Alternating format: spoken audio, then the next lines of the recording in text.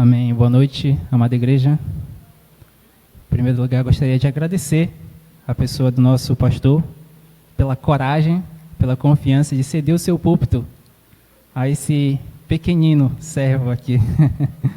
Peço, irmãos, que vocês abram as suas Bíblias no texto de Marcos, capítulo 4, versículo 35 até o 41. Eu sou apenas mais um dos jovens aqui da igreja que, ao longo desse mês de agosto, esteve trazendo palavras de encorajamento à igreja do Senhor. Para quem não sabe, no mês de agosto, na denominação batista, nós comemoramos o mês da juventude.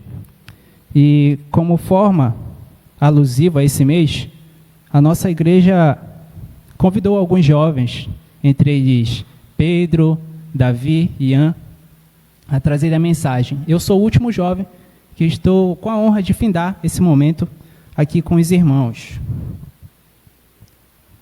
Vamos fazer a leitura do texto de Marcos, capítulo 4, dos versículos 35 a 41. Eu peço que você que encontrou, se coloque em pé nesse momento, por gentileza.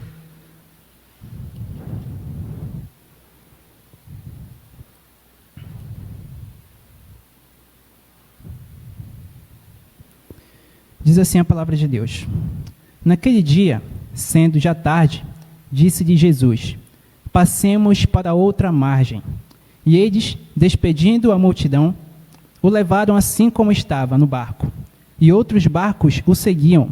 Ora, levantou-se grande temporal de vento, e as ondas se arremessavam contra o barco, de modo que o mesmo já estava a encher-se de água.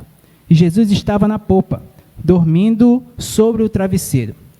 Eles os despertaram e lhe disseram: Mestre, não te importa que pereçamos?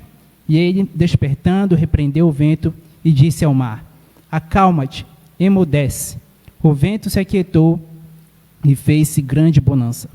Então lhes disse: Por que sois assim tímidos? Como é que não tendes fé?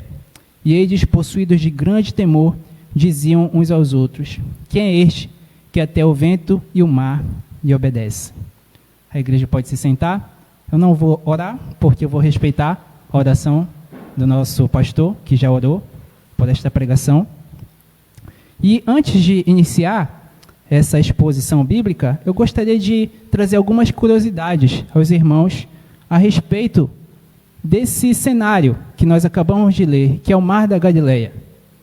Bom, ele também é chamado de Mar de Tiberíades, ou Lago de Genezaré. E ele pode ser até chamado de mar, mas ele é o maior lago de água doce de Israel. Isso aqui que foi o que mais me chamou a atenção. Apesar de ser chamado de mar, ele é um lago bem extenso e de água doce. Tem como comprimento máximo 19 quilômetros e como largura máxima cerca de 13 quilômetros. Está situado a 213 metros abaixo do nível médio do mar Mediterrâneo. Funciona em relação ao Rio Jordão como um lago de passagem, um lago de transição.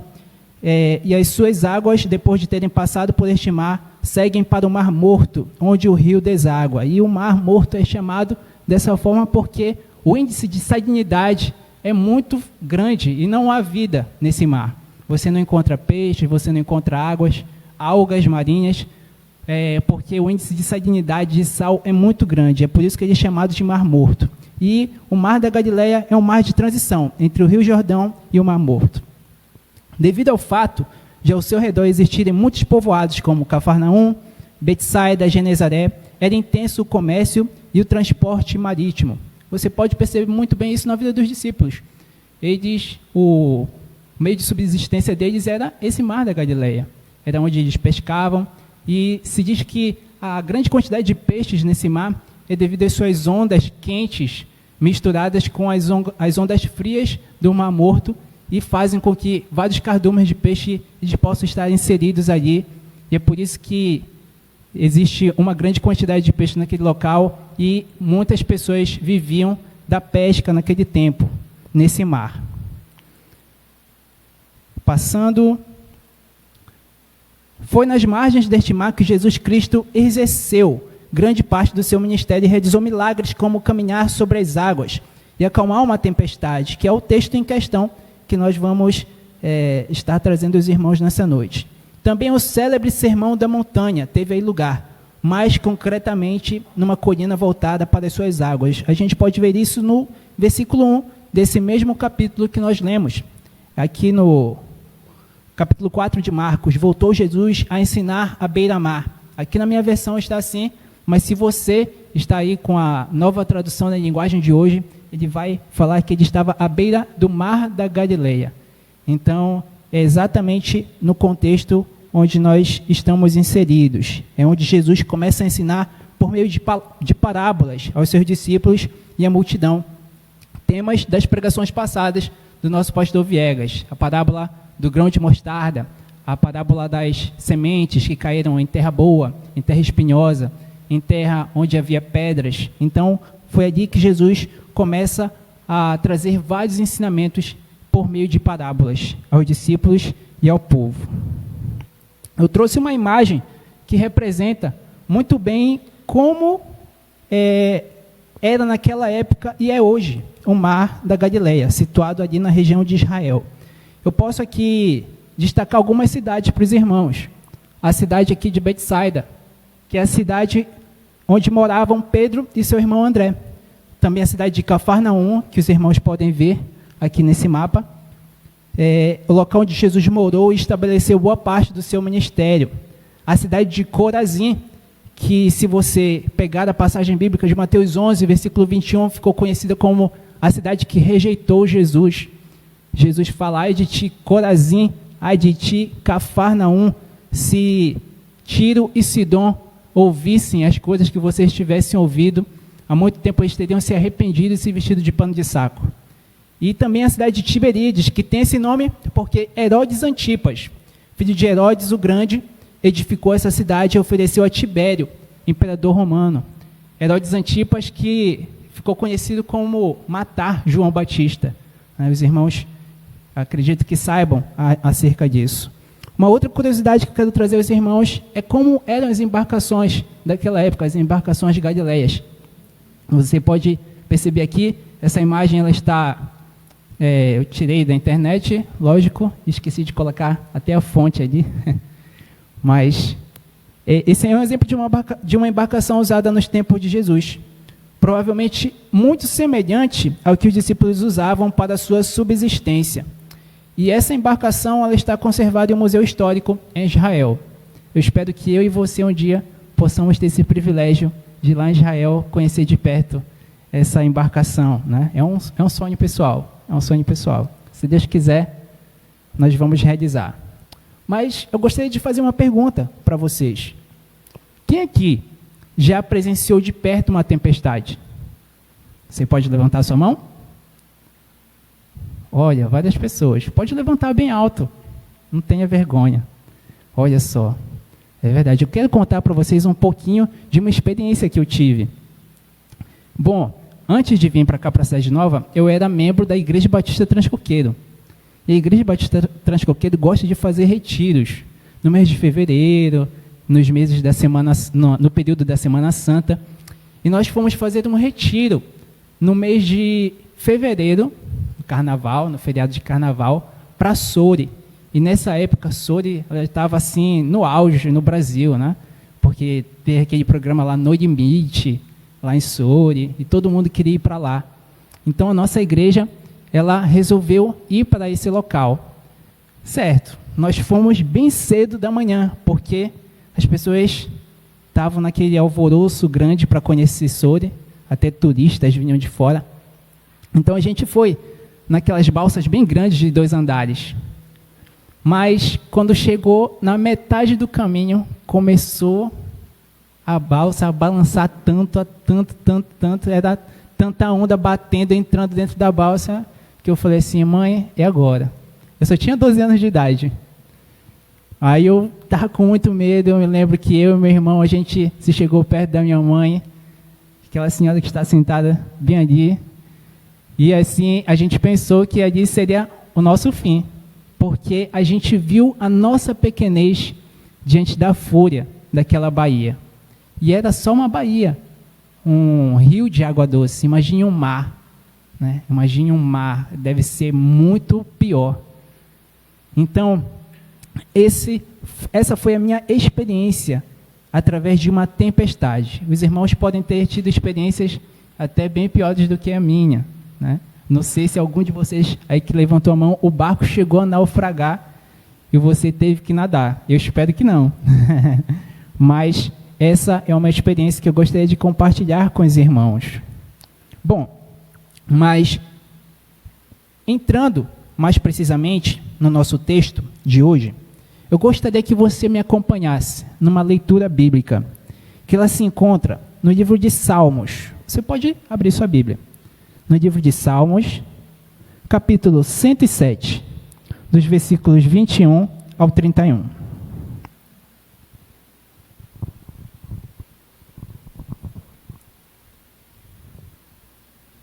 A palavra de Deus diz assim: que eles deem graças ao Senhor por seu amor leal e por suas maravilhas em favor dos homens.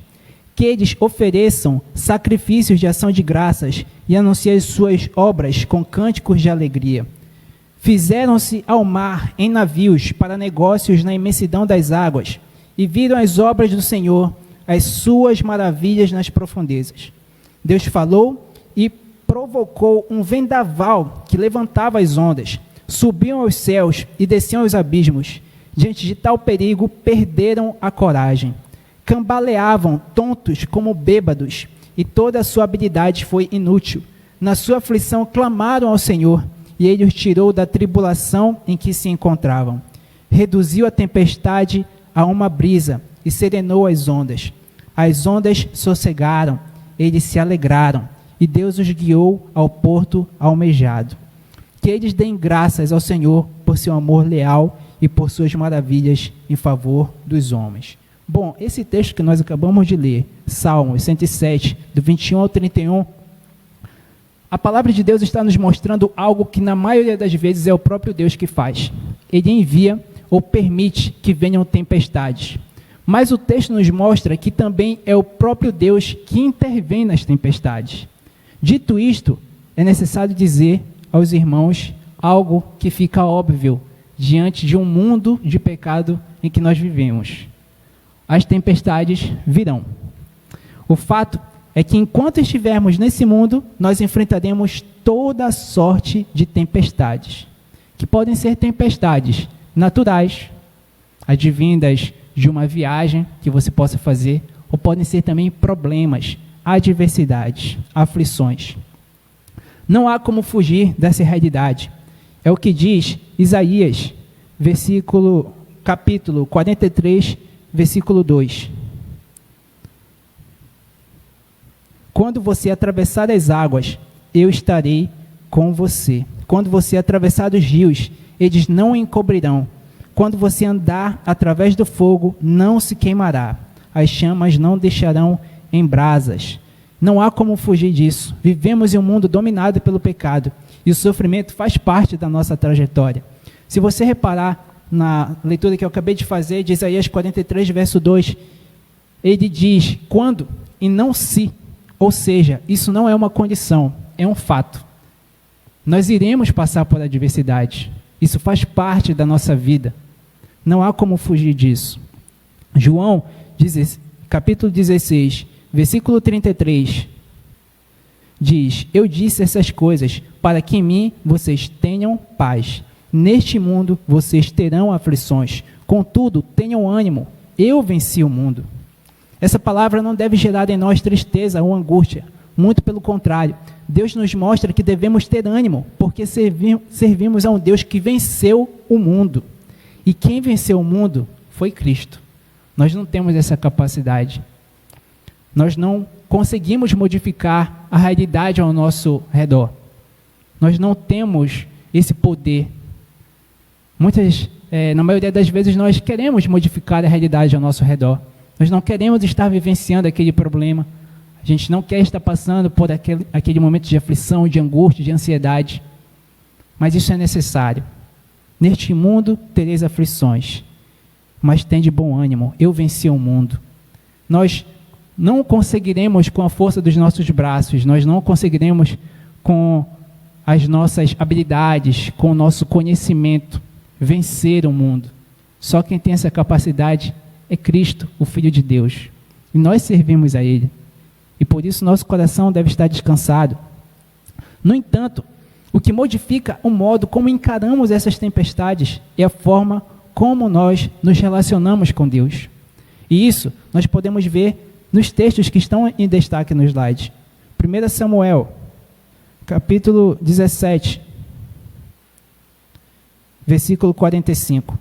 Davi, porém, disse ao filisteu: você vem contra mim com espada, com lança e com dardos, mas eu vou contra você em nome do Senhor dos Exércitos, o Deus dos exércitos de Israel, a quem você desafiou. Diante de Davi existia um problema. Diante do exército israelita existia um problema. Só que o exército enxergava o problema de uma forma e Davi enxergava o problema de outra forma. Por quê? Davi tinha um relacionamento profundo com Deus. E nesse momento, ele conseguiu enxergar Golias bem pequenininho. Para Davi, Golias não era um gigante.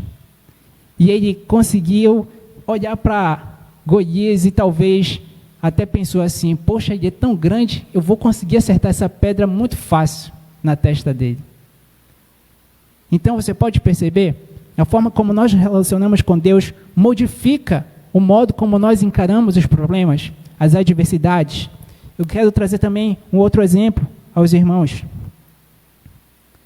Daniel, capítulo 3, versículos 14 ao 18. Nabucodonosor lhes disse: é verdade, Sadraque, Mesaque e Abednego, que vocês não prestam culto aos meus deuses, nem adoram a imagem de ouro que mandei erguer? Aqui, Sadraque, Mesaque e Abednego foram desafiados a adorar um humano e foram ameaçados de morte, porque a pena para a desobediência era ir para a fornalha ardente de fogo. No entanto, eles não estavam preocupados com isso. Aquele problema, aquela adversidade era muito pequena. Tanto é que eles falaram: se Deus quiser nos livrar, tudo bem. Mas se Ele não quiser nos livrar, tudo bem também. Porque eles tinham um relacionamento profundo com Deus. O tema que eu trouxe aos irmãos é como lidar com as tempestades. Talvez essa seja a maior chave de como nós podemos lidar com as adversidades das nossas vidas, com os problemas que vêm até nós. Um melhor relacionamento com Deus. Mergulhar na sua palavra. Verdadeiramente praticar o que é ensinado a você. O pastor Russell Shedd, ele traz um conceito muito interessante que eu quis trazer para os irmãos. A verdadeira fé não depende de favores carnais, de proteção física. A palavra de Deus obedece-se porque é a plenitude da alegria do crente, a comunhão com Deus. A fé, ela está andando de mãos dadas com o relacionamento de intimidade com Deus, com a comunhão com Deus. E ela não depende disso, não depende de favores carnais, de proteção física. Ela se basta, a palavra de Deus se basta. E Davi, assim como Sadraque, Mesaque e Abednego, eles entenderam isso. E nós também precisamos entender isso. Nós precisamos compreender que a palavra por si mesma é suficiente para as nossas vidas. Nós não precisamos de gurus, nós não precisamos de coachings, nós não precisamos de pessoas que nos motivem a ler a palavra de Deus. Nós não precisamos de pessoas que te motivem a vir na escola bíblica dominical. Você não precisa de pessoas que te motivem a estar aqui nesse local. A sua motivação deve estar em Deus. É exatamente isso. Quando nós começarmos a compreender essas coisas, a nossa vida ela vai mudar, o nosso pensamento ela vai mudar. Eu sempre trago um conceito de metanoia nas escolas bíblicas dominicais, onde eu tenho a oportunidade de ensinar aos irmãos. E metanoia é mudança de mente. A mudança ela nunca vai acontecer de fora para dentro. a mudança ela vai acontecer de dentro para fora. E às vezes eu trago um exemplo meio esdrúxulo, mas é com esse exemplo esdrúxulo que a gente consegue gravar as coisas. As pessoas que fazem cirurgias bariátricas, por exemplo. As pessoas que fazem cirurgias bariátricas e que modificam apenas o seu corpo, obrigado, e que modificam apenas o corpo, só se preocupam com a cirurgia. Logo após a cirurgia, elas voltam a ter o dobro do peso, ou até mesmo o triplo do peso. Por quê? Porque elas não mudaram a sua mentalidade. Elas só mudaram o seu corpo. Mas as pessoas que mudam a sua mentalidade, elas seguem um novo estilo de vida. E é exatamente assim que deve acontecer conosco. Deus deve gerar uma metanoia nas nossas vidas, de tal forma que essa metanoia faça um reboliço internamente. E tudo que vai acontecer de forma externa é consequência desse relacionamento com Deus. Davi é um exemplo disso. Sadraque, Mesaque e Abednego é um exemplo disso. E muitos outros servos que estão presentes na palavra de Deus. O texto bíblico de Lucas 6, versículo 47 até 49, fala sobre as duas casas. Precisamos a cada dia solidificar um relacionamento forte e intenso com Deus, porque os nossos dias são muito maus. As duas casas. Lá fala sobre a casa que foi construída sobre a rocha e a casa que foi construída sobre a areia. E essa passagem bíblica tem tudo a ver com o que nós lemos hoje. Porque a palavra de Deus nos diz: e vieram chuvas, tempestades, e bateram contra a casa que estava edificada na rocha, e nada aconteceu com ela. Isso significa o quê? Um relacionamento intenso e profundo com Deus, fincado em raízes profundas de intimidade, integridade, sinceridade de coração. Relacionamentos superficiais, eles são muito fáceis de serem destruídos. Relacionamentos superficiais são muito fáceis de acabarem rápido com o tempo. Mas relacionamentos fincados na rocha, eles demoram, eles são consistentes, eles podem até ter uma aparência, às vezes, meio destruída, mas os seus fundamentos estão firmes, fortes e solidificados. Mas eu gostaria de trazer para os irmãos diferentes tipos de tempestades que podem vir sobre as nossas vidas. E a primeira delas, tempestades naturais. Aqui eu trouxe o texto de Mateus, capítulo 14, versículos 22 a 24, que você pode me acompanhar nessa leitura. Logo em seguida, Jesus insistiu com os discípulos para que entrassem no barco e fossem adiante dele para o outro lado, enquanto ele despedia a multidão. Tendo despedido a multidão, subiu sozinho a um monte para orar. Ao anoitecer, ele estava ali sozinho, mas o barco já estava a considerável distância da terra, fustigado pelas ondas, porque o vento soprava contra ele. Essa passagem bíblica, ela me traz uma grande curiosidade, ela me instiga. Você pode perceber que eu coloquei em destaque a palavra insistiu. É como se Jesus estivesse dando uma ordem aos seus discípulos, é como se eles estivessem relutantes a não quererem entrarem naquele barco. A palavra ela é bem enfática, ela diz que Jesus insistiu, outras versões pode dizer ordenou. Talvez pelo fato de eles serem pescadores e conhecerem já aquela região. Você que é do interior, ou você mesmo que mora em Belém, você sabe quando vai chover. E você já está preparado, né, para quando sair de casa, levar sua sombrinha, para que você não seja pego desprevenido. Talvez os discípulos, a gente pode até presumir isso, eles sentissem que poderia lhes vir uma grande tempestade. E foi o que aconteceu. Eu também destaquei no final do texto que Ao anoitecer, ele estava ali sozinho, mas o barco já estava a considerável distância da terra, fustigado pelas ondas, porque o vento soprava contra ele. Tempestades naturais, tempestades que vão acontecer nas nossas vidas. Tempestades que todos nós passamos, por causa do pecado que nos rodeia. No entanto, quando este tipo de tempestade se manifestar, precisamos enfrentar elas de forma como Cristo falou para os seus discípulos.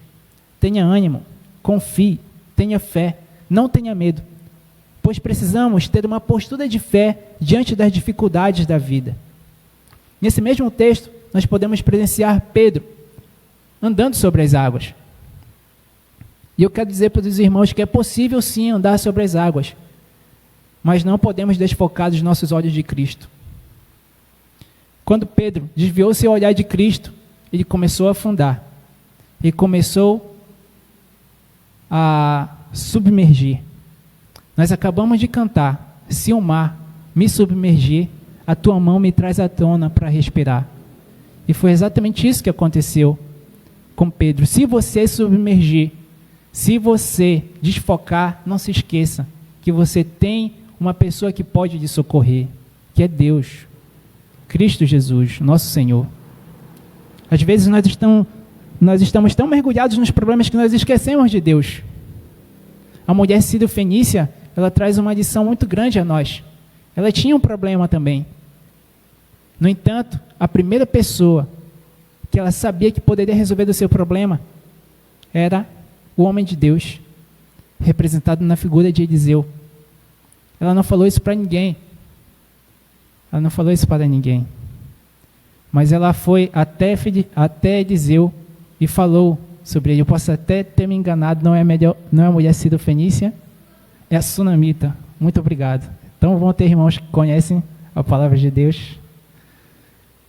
Sim, aqui Jesus age de forma bastante didática com Pedro. Quero trazer aqui para os irmãos, primeiro, ele faz com que ele enfrente o seu medo e só depois o socorre. Cristo ele poderia fazer o contrário, né? Ele poderia primeiro socorrer Pedro e depois falar assim para ele: olha, tu poderia ter agido dessa forma. Mas não, ele faz o contrário. Primeiro ele pede que Pedro venha até ele, para que ele enfrente o seu medo, para que ele enfrente aquele problema que estava diante dele. E como ele viu que Pedro não passou no teste, só depois disso ele socorre Pedro. Ou seja, é necessário tirar lições dos momentos de adversidade. E essas são as tempestades naturais que vão acontecer na nossa vida, a todo momento. Porque como eu afirmei agora há pouco para os irmãos, nós vivemos num mundo de pecado. E as tempestades elas virão, elas são inevitáveis. Outro tipo de tempestade. Tempestades que advêm de Deus, por ordem divinas. O texto de Jonas, capítulo 1, versículos de 1 a 4. A palavra do Senhor veio a Jonas, filho de Amitai, com esta ordem: vá depressa à grande cidade de Nínive e pregue contra ela, porque a sua maldade subiu até a minha presença. Mas Jonas fugiu da presença do Senhor, dirigindo-se para Tarsis. Desceu à cidade de Jope, onde encontrou um navio que se destinava àquele porto. Depois de pagar a passagem, embarcou para Tarsis para fugir do Senhor. O Senhor, porém, fez soprar um forte vento sobre o mar, e caiu uma tempestade tão violenta que o barco ameaçava arrebentar-se. Aqui nós temos mais um tipo de tempestade. Dessa vez, fica bem claro que ela se origina por ordem de Deus, por ordem divina. Porque Jonas estava se rebelando contra Deus. O problema aqui era Jonas.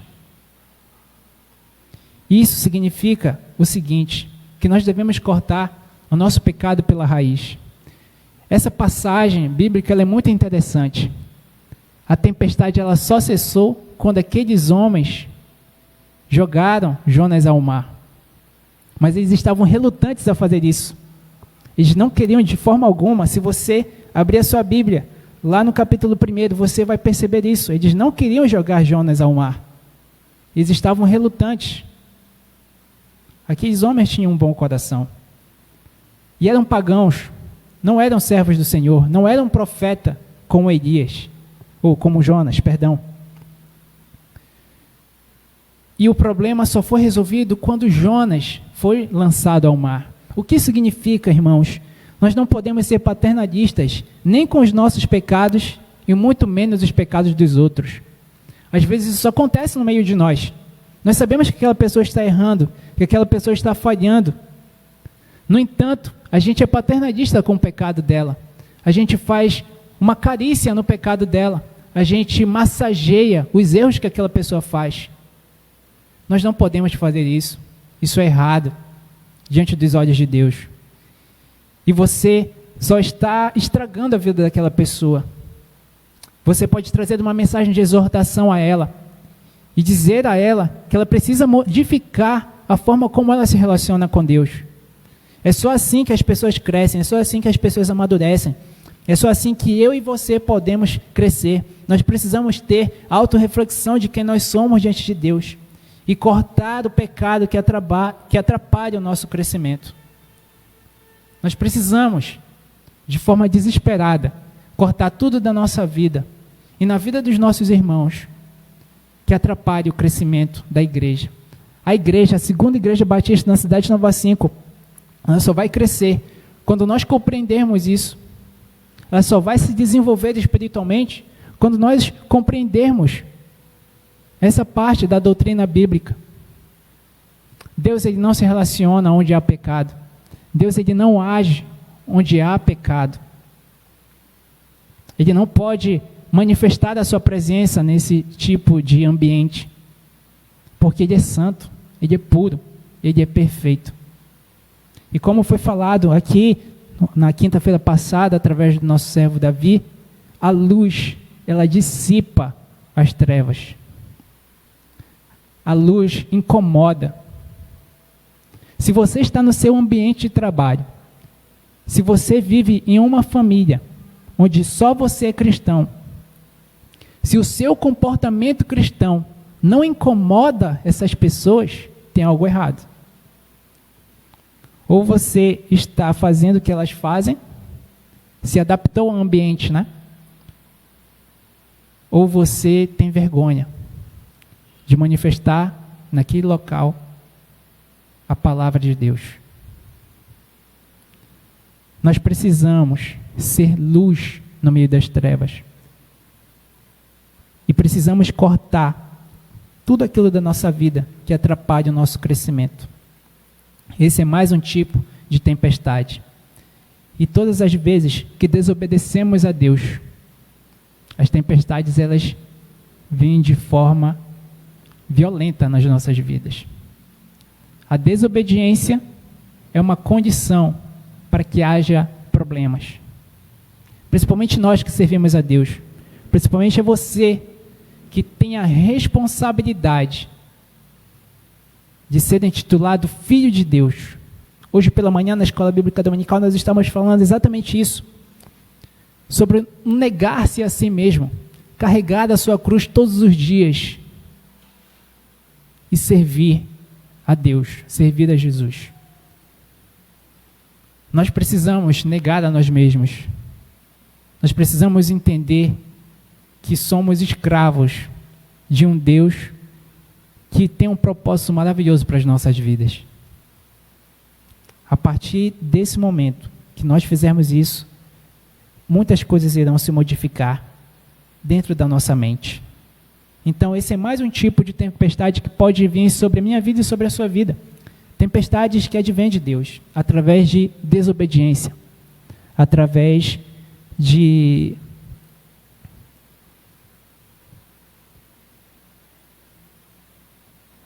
desobediência, através de um comportamento que não está de acordo com a vontade do Senhor.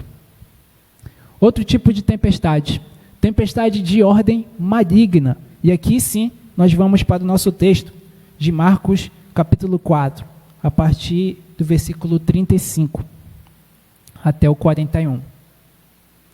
Gostaria de fazer essa leitura mais uma vez com os irmãos. Naquele dia, sendo já tarde, disse-lhe Jesus: passemos para outra margem. E eles, despedindo a multidão, o levaram assim como estava no barco. E outros barcos o seguiam. Ora, levantou-se grande temporal de vento, e as ondas se arremessavam contra o barco, de modo que o mesmo já estava a encher-se de água, e Jesus estava na popa, dormindo sobre o travesseiro. Eles o despertaram e lhe disseram: Mestre, não te importa que pereçamos? E ele, despertando, repreendeu o vento e disse ao mar: Acalma-te, emudece. O vento se aquietou e fez-se grande bonança. Então lhes disse: Por que sois assim tímidos? Como é que não tendes fé?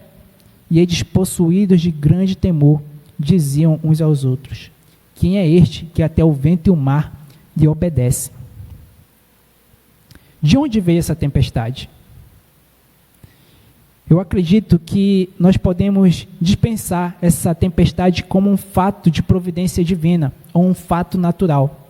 Porque ao Jesus enfrentar a tempestade e ordenar para que ela parasse, ele estaria enfrentando a própria vontade do seu Pai.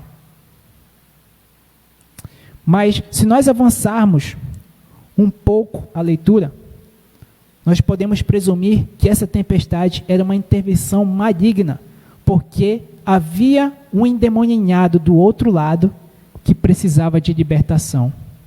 Se você avançar um pouquinho a leitura e chegar no outro versículo, no outro capítulo, que é o capítulo de número 5, você vai ver que existia um endemoniado do outro lado, conhecido como o endemoniado Gerazeno, ou endemoniado Gadareno.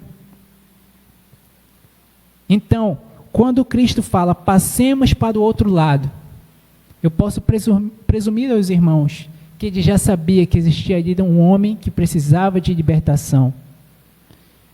E se você for perceber, você for fazer essa leitura de forma completa, de forma bem minuciosa, você vai ver que Cristo ele foi ali só para fazer isso. Tanto é que depois ele retorna para o mesmo lado de onde ele estava. Aqui a gente pode ver a natureza 100% divina de Jesus. Ele já sabia que aquele homem precisava ser liberto. E por isso, eu posso presumir aos irmãos que essa tempestade não era uma tempestade de ordem natural ou de ordem vinda de Deus. Porque no texto de Marcos, capítulo 3, versículo 24, que já foi ensinado pelo nosso pastor, diz o seguinte: um reino dividido contra si mesmo não pode subsistir. Deus não pode enfrentar o próprio Deus. Da mesma forma que aqueles homens falavam que Jesus expulsava demônios por Beelzebu, Satanás não pode lutar contra o próprio Satanás. O reino dividido contra si mesmo não pode subsistir. E aqui nós podemos perceber, através dessa leitura bíblica, que Jesus já sabia que aquele homem precisava ser liberto. O apóstolo Paulo vivenciou circunstâncias semelhantes a essa. Eu gostaria de ler o texto de 1 Tessalonicenses, capítulo 2, versículo 17 e 18 com os irmãos.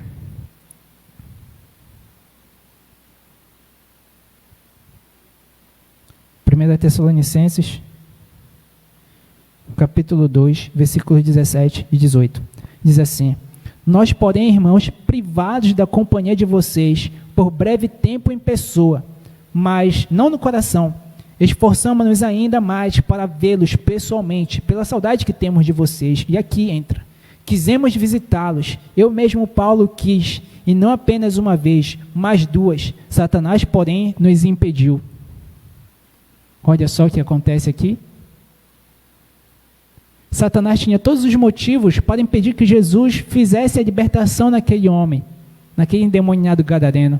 Assim como muitas vezes Paulo relata no texto de 1 Tessalonicenses, que também foi impedido de realizar a obra de Deus, por causa da intervenção de Satanás. Isso acontece nas nossas vidas, irmãos. Às vezes uma bênção demora para chegar. Não é por causa de você. Não é por causa do... Às vezes a gente pensa assim, eu estou em pecado, é por isso que não acontece isso na minha vida. Não é. Eu não trouxe para os irmãos, mas há um relato bíblico também no texto de Daniel, que Daniel ora ao Senhor, e a sua oração não chega de forma imediata, porque há um campo de batalha espiritual nas trevas, onde anjos e demônios estavam lutando ali, para que a oração de Daniel não fosse respondida. Isso acontece nas nossas vidas também. Tempestades de ordem maligna. Eu posso trazer para os irmãos outros exemplos. Efésios, capítulo 6, versículo 12. Pois a nossa luta não é contra seres humanos, mas contra os poderes e autoridades, contra os dominadores deste mundo de trevas, contra as forças espirituais do mal nas regiões celestes. Às vezes a gente perde tanto tempo discutindo, tentando provar a nossa opinião para um irmão, para uma pessoa, e a gente se esquece que a nossa luta não é contra aquela pessoa. A nossa luta é contra o que o texto nos diz, os poderes e autoridades, contra os dominadores deste mundo de trevas. O mundo espiritual, ele é muito mais real do que o mundo físico. Eu acredito que se Deus ele abrisse os nossos olhos, nós não teríamos condições de enxergar o que acontece ao nosso redor. Nós ficaríamos apavorados de medo com o que acontece ao nosso redor, do que Deus nos livra todos os dias. Mas a sua mão protetora está sobre nós. E é por isso que nós devemos travar todos os dias essa batalha espiritual contra as potestades do ar, contra os dominadores deste mundo. E tudo isso está atrelado ao que eu falei para os irmãos agora há pouco, um relacionamento profundo com Deus. Precisamos fazer isso nas nossas vidas, precisamos ter esse relacionamento de intimidade com o Senhor. Só através disso nós conseguiremos vencer essas forças malignas que nos advêm, essas forças malignas que nos oprimem. Às vezes a gente olha para a vida desse homem que precisava de libertação, que estava do outro lado, e a gente pode se enxergar na vida desse homem. Eu acredito que se tivesse um Guinness Book para falar a respeito desse homem, eu acho que ele bateria o recorde de tantos demônios que existiam dentro daquela pessoa. A gente passa por tantas lutas, passa por tantas aflições, mas você tem que ver, se enxergar, tem que fazer uma autorreflexão da sua vida. Eu tenho, de uma certa forma, servido a Deus com integridade de coração. Se eu estou servindo a Deus de integridade de coração, então é possível sim que tempestades de ordem maligna podem vir sobre a minha vida. E eu devo estar preparado para isso. Um outro exemplo de tempestade de ordem maligna se encontra no texto de Tiago, capítulo 4, versículo 7. Portanto, submetam-se a Deus, resistam ao diabo e ele fugirá de vocês. Tiago ele é muito didático aqui. Ele traz 3 passos para que nós possamos vencer esse tipo de tempestade. Submeter-se a Deus, resistir ao diabo. E então, como consequência desses 2 atos, ele fugirá de nós. É o que vai acontecer. Nós precisamos nos submeter, nós precisamos tirar as amarras que nos impedem de crescer espiritualmente. Às vezes nós estamos num ambiente como esse, onde trazem músicas que afetam as nossas emoções. Às vezes nós estamos aqui nesse clima refrigerado. Às vezes você até gosta de vir para cá, porque é bom estar na companhia dos irmãos, é bom estar aqui, mas ao sair por aquela porta de vidro, você não consegue resistir ao diabo. Você não consegue fazer o que a vontade de Deus diz para que você faça. Você não consegue se submeter à vontade divina. Você tem uma inclinação carnal para determinado tipo de pecado que eu não sei. Isso pode acontecer na vida de qualquer um. Todos nós precisamos de libertação. Todos nós precisamos modificar algo nas nossas vidas todos os dias. Eu não sei se o seu problema São com palavras que você diz para as outras pessoas. Eu não sei se o seu problema é com luxúria, pornografia. Eu não sei se o seu problema é com palavras de baixo calão. Eu não sei se o seu problema está relacionado a não se relacionar bem com a sua família. Eu não sei qual é o seu problema. Mas nós precisamos nos submeter a Deus. Nós precisamos fazer com que a sua autoridade seja uma realidade nas nossas vidas. O apóstolo Paulo, como eu disse para vocês, vivenciou circunstâncias semelhantes. E o fato de Cristo ter ido àquela região só com a intenção de libertar daquele homem que passava por todos esses problemas que eu acabei de citar para os irmãos, nos leva a acreditar que Satanás tinha motivos de sobra para dificultar essa ação. E da mesma forma que ele tinha motivos para dificultar aquela ação de Cristo, ele tem motivos para dificultar o nosso crescimento. Nós devemos estar atentos ao que acontece ao nosso redor. Porque se nós conseguirmos discernir o tipo de tempestade que se abate a nós, ficará mais fácil de saber como enfrentá-la. A solução para vencer todas estas tempestades e outras mais que podem vir sobre as nossas vidas estará sempre em Deus. Ele é o nosso refúgio, socorro bem presente nos dias de angústia. A intenção de Deus não é nos destruir. As tempestades que passamos possuem um caráter bastante didático.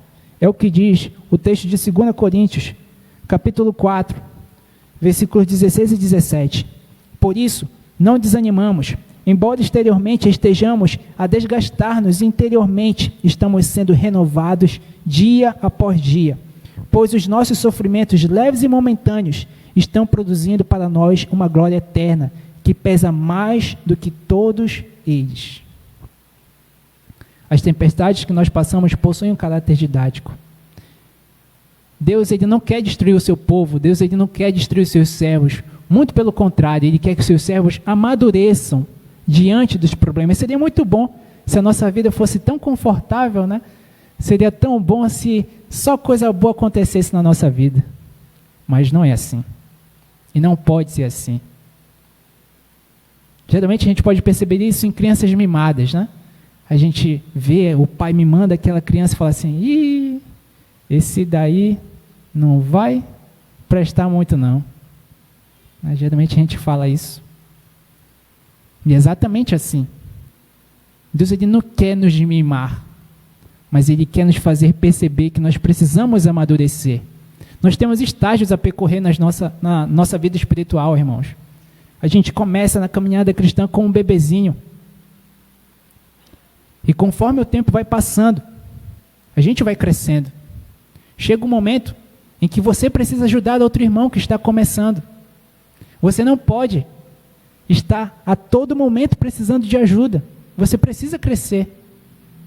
Em algum determinado momento da nossa vida, nós precisamos crescer na nossa vida espiritual.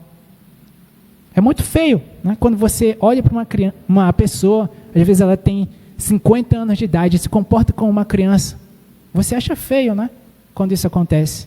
A mesma coisa acontece na nossa vida espiritual. Nós precisamos crescer, nós precisamos nos desenvolver. A gente não pode ser para sempre dependente da figura do pastor. Você também pode ser um obreiro do Senhor no seu local de trabalho, dentro da sua família, na sua vizinhança. Nós devemos estar preparados para todo e qualquer momento levar até as pessoas a mensagem do Evangelho, a mensagem de ação de graças, a mensagem das boas novas. E para crescer é necessário sofrer. Sem o sofrimento, não poderemos experimentar a grande glória. É o que diz Romanos, capítulo 8, versículo 18. Vou ler aqui para os irmãos. Consideram que os nossos sofrimentos atuais não podem ser comparados com a glória que em nós será revelada. Tudo que nós passamos aqui não se compara com o que há de vir. Não se compara. Às vezes nós imaginamos como vai ser naquele grande dia de glória, mas nem se compara à nossa imaginação. Vai ser muito melhor. Por isso, se alegre nas adversidades, se alegre nos sofrimentos. Eu não estou dizendo aqui para você ser masoquista. Não, eu não estou falando isso. Eu estou falando que no momento da dor, no momento da aflição, nós não podemos esquecer que isso é necessário para que a nossa fé ela amadureça, para que a nossa fé cresça. É necessário passar por isso. No entanto, a palavra de Deus, ela traz uma esperança para as nossas almas. E essa esperança se encontra em Apocalipse, capítulo 21, dos versículos 3 até o 6. Ouvi uma forte voz que dizia do trono e dizia: agora o tabernáculo de Deus está com os homens, com os quais ele viverá. Eles serão os seus povos. O próprio Deus estará com eles e será o seu Deus. Ele enxugará dos seus olhos toda lágrima. Não haverá mais morte, nem tristeza, nem choro, nem dor, pois a antiga ordem já passou. Aquele que estava assentado no trono disse: estou fazendo novas todas as coisas. E acrescentou: escreva isto, pois estas palavras são verdadeiras e dignas de confiança. E a mesma coisa eu digo para os irmãos nessa noite: guarde essas palavras, porque elas são verdadeiras e dignas de confiança. O sofrimento, ele terá um fim. Nós não iremos sofrer para sempre. No entanto, nós precisamos, enquanto nós estivermos nessa terra, deixar um legado espiritual. Você já pensou, quando você for embora daqui, como você vai ser reconhecido? Você já pensou nisso? Às vezes eu penso nisso, deitado lá no meu quarto, escutando música. Às vezes eu penso: como é que o Daniel vai ser lembrado quando ele for embora? Tem um filme que eu gosto muito, que é O Gladiador, com o ator Russell Crowe. E logo nas primeiras cenas, ele é representado pelo general Máximos. Ele diz o seguinte ao seu exército: o que você fizer nesta era presente ecoará por toda a eternidade. O que nós fizemos em vida ecoará depois da nossa morte. E como tem sido o seu relacionamento com Deus? Como nós temos encarado as tempestades da vida? As pessoas estão nos observando.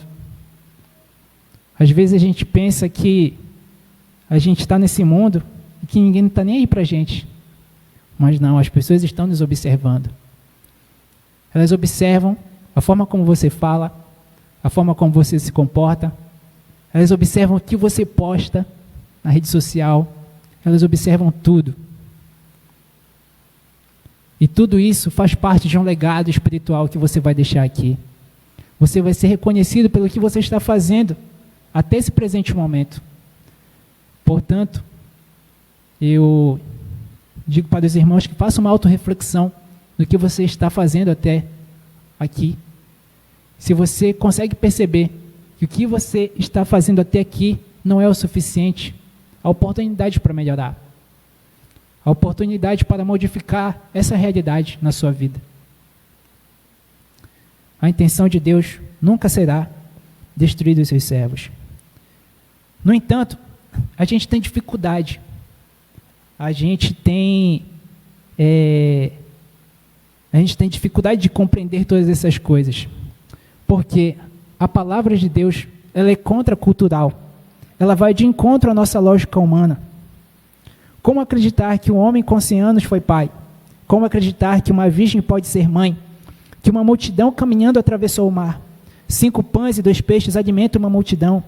Uma pedra simples derrubar um gigante. Ser forte na fraqueza. Doar a outra face. Ser o primeiro sendo o último.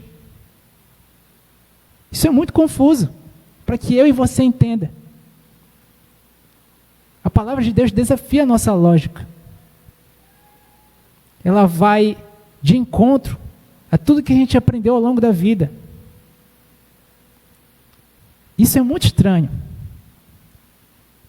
Mas tudo isso faz parte de um amadurecimento da fé. Porque nós não nos guiamos por vista. Deus, ao longo de toda a sua trajetória, não guia o seu povo por vista. A nossa fé, ela não é tangível, ela não está baseada naquilo que eu toco, baseada naquilo que eu vejo. Ela está baseada no que Deus tem a intenção de me dar. E eu devo confiar nisso. Eu devo confiar que eu sim posso ser forte na fraqueza. Eu posso doar a outra face. Eu posso ser o primeiro sendo o último. Eu tenho que confiar nisso. Por mais que a minha lógica humana, ela diga que isso é questionável. Deus vem e dá um tapa na nossa cara e diz assim, ó, eu sou Deus e eu sou o dono da tua vida, confia em mim. Isso é amadurecimento da fé. Nós cantamos, se o trovão e o mar se erguendo vêm, sobre a tempestade eu voarei, sobre as ondas tu também és rei, descansarei, pois sei que és Deus. Devemos descansar, devemos colocar a nossa fé em Deus e focar os nossos olhos nele e não olhar as tempestades ao redor. O oposto disso é a incredulidade. Quando eu começo a olhar os problemas ao meu redor, quando eu começo a duvidar do que Deus pode fazer na minha vida, eu estou sendo incrédulo a Ele, a sua palavra. Já caminhando para o final, nem toda tempestade é consequência da nossa desobediência, mas certamente a nossa desobediência atrairá tempestades como consequência. E aqui eu trouxe uma frase aos irmãos que eu li de um livro que eu não sei, eu não estou me recordando, por isso que eu coloquei aqui autor desconhecido. Muito interessante, que diz o seguinte: Deus não nos prova para saber quem a gente é, porque Ele é Deus, Ele sabe de todas as coisas.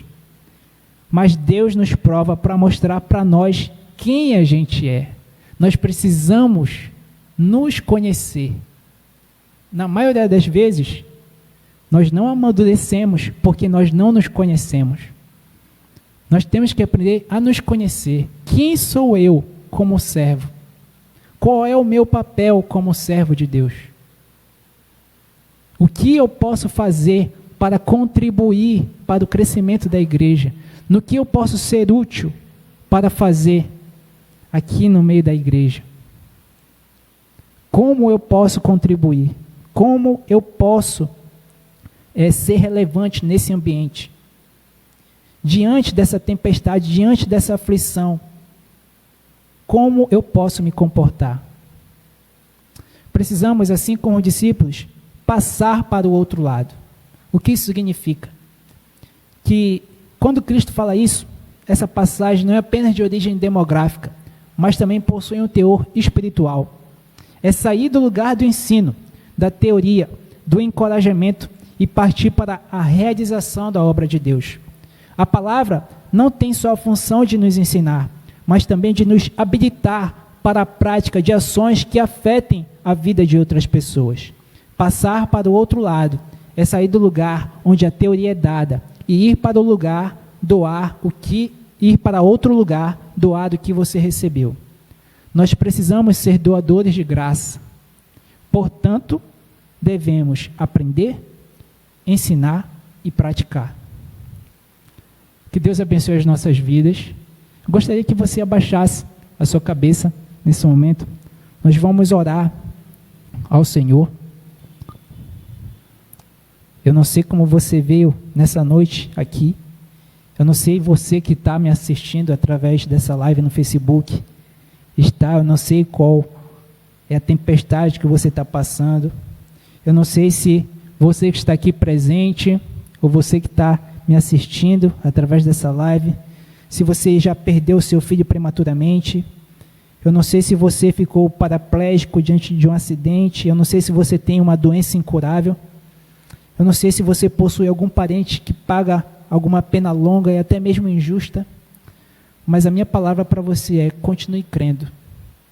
Em 1 João, capítulo 4, verso 4, diz que maior é o Espírito que habita em nós do que aquele que está no mundo. Vamos orar ao nosso Senhor. Pai amado, Pai querido, nós te agradecemos, Senhor, por esta oportunidade. Eu sei que eu sou muito pequeno, mas eu acredito que diante da minha miudeza, o Senhor pôde me usar nessa noite. Ó meu Pai, que nós como igreja do Senhor possamos reconhecer que precisamos passar por sofrimentos nesta vida para alcançarmos a estatura de varão perfeito. E que esses problemas, meu Pai, não sejam para nós um motivo de reclamação, que esses problemas não sejam para nós um motivo de murmúrio, muito pelo contrário, que possamos estar atentos ao que acontece ao nosso redor e te glorificar, até mesmo diante das tempestades, meu Pai. Ó Senhor, as tuas promessas, elas não são para que nós possamos duvidar, porque o Senhor não é homem para que minta, e nem filho do homem para que se arrependa. O Senhor é Deus. Nos ajuda a acreditar no Senhor. Nos ajuda a verdadeiramente, Senhor, confiarmos em Ti, não só com a nossa boca, mas com o nosso coração. Abençoe a vida da Tua igreja, que a Tua igreja realmente coloque em prática tudo que tem lhe sido ensinado através da vida do Teu servo, o pastor Viegas. Ó meu Pai amado, nós carregamos uma função muito importante aqui nesta terra. Precisamos ser doadores de graça, Senhor. Nós precisamos modificar o ambiente que nos cerca. Nos ajuda a verdadeiramente agir como igreja do Senhor. Ó meu Pai amado, tem misericórdia das nossas vidas e nos usa conforme o Teu querer e conforme a Tua vontade. É o que nós colocamos diante da Tua presença e te pedimos no nome de Jesus. Amém.